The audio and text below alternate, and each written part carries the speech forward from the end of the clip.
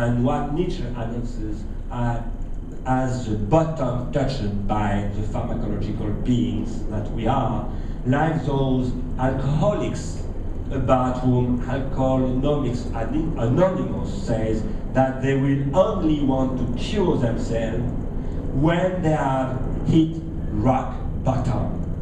And here I think this is marvelous.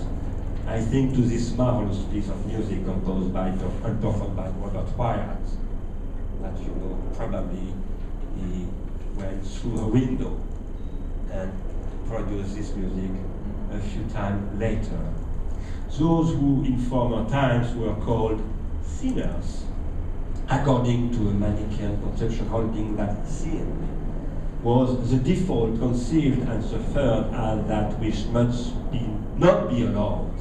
After the discovery of the unconscious, that is also the discovery of the thing, the default which turns out to be the thing rather than a lack, is the pharmacon as transitional object and conditions of infinitization in the relation of care, that is desire and its formation, that is the constitution of a libidinal economy, which as the elaboration and transmission of knowing how to infinitize, which is the job or the work of the parent, the mother or the father, or the grandfather, reverses the destructive economy of drives by diverting and rerouting their ends.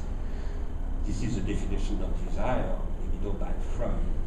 The default is revealed to be that which is necessary, that is, that of which, as the thing, we must take care. It appears then that nihilism must be apprehended as a historical process traversing and weaving a process of divestment through grammatization, that is, a process of pharmacological kenosis. Grammatization is always, firstly and first of all, the destruction of circuits of desire, that is, of the power to infinitize, and of the knowledge which it presupposes and makes possible. But it is also always later, in the aftermath, that which constitutes new knowledge and new powers, après coup, as new therapeutic emerge from the new pharmacology in which a new stage of grammatization consists. Throughout the monotheistic age, faced with the pharmacon apprehended as sin, the sinner would think and live infinity as transcendence, that is, as supreme existence, and as ontology of the summum ens. The reversal of all values is what inscribes the possibility of infinitization, the power to infinitize and infinitizing knowledge, and the possibility of belief according to the laws, in an immanence without transcendence, but as a new horizon of consistencies. Nietzsche can posit that the suprasensible is liquidated with the death of God because he sees it as related to the intelligible that Plato opposes to the sensible. And in Christian ontotheology, the intelligible as an outside world found in the realism of ideas is that which becomes the existence of God, that is, or the improbable, that is, it is still a matter of proving that it exists as the risk of ruining all consistence. It is a problem of metaphysics as such, and as for Descartes, for example. After Freud, this infinite becomes the object of desire, which clearly does not exist. After the 20th century, which exploited the Freudian discovery to the point of emptying it of its very object, the kenosis of the transitional object being engulfed and dissolved by the obsolescence of all things, and in the pharmacological context which characterizes digital transitional space and the 21st century, it is the economy of the object of desire which must be rebuilt from and as a new critique of political libidinal economy of sublimation and of contemporary transitional objects. At this point, the question of the infinite becomes that of immanence itself, insofar as being both symbolic and imaginary. It is constituted by a process of transindividuation of which things, as transitional objects, that is, as pharmaca, are the condition of possibility of consistence, as well as of impossibility, that is, as of inexistence. The question of desire and of the care taken of its object, of which philia, eros, agape, charis, love, and sublimation are names, and the supports of the faithfulness that gathers them together. This question of desire becomes not only that of libidinal economy understood as a therapeutic organization of pharmacology, but the question of a new critique of political economy, and as a pharmacology not only of spirit, not only of desire, not only of nihilism, but of capital. Thank you very much for your attention.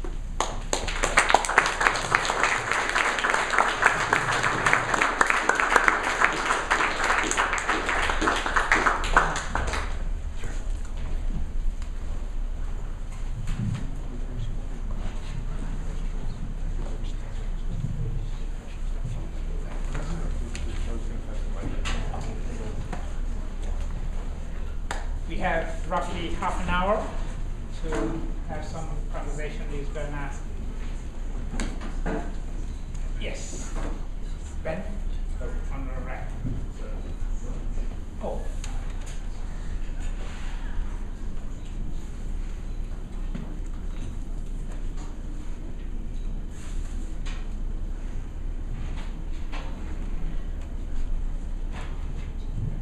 Bernard, thank you very, very much for a extraordinarily thoughtful, provocative meditation. I want to talk about theology, or maybe atheology.